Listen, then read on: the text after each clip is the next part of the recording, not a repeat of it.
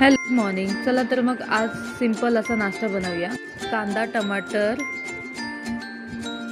शिमला मिरची, टेस्टनुसार मिरची पावडर आणि टेस्टनुसार मीठ, छान असा सॉस टाकून घेऊया. त्यानंतर अमूल बटर छान असं परतून घेऊया आणि छान असं बॅटर पावामध्ये मिक्स करून घेऊया.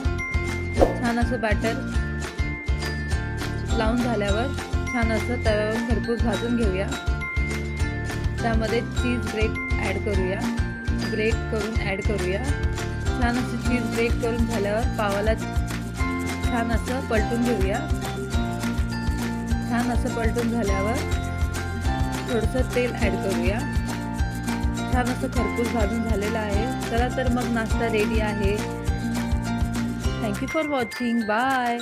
Please like, share and subscribe my YouTube channel.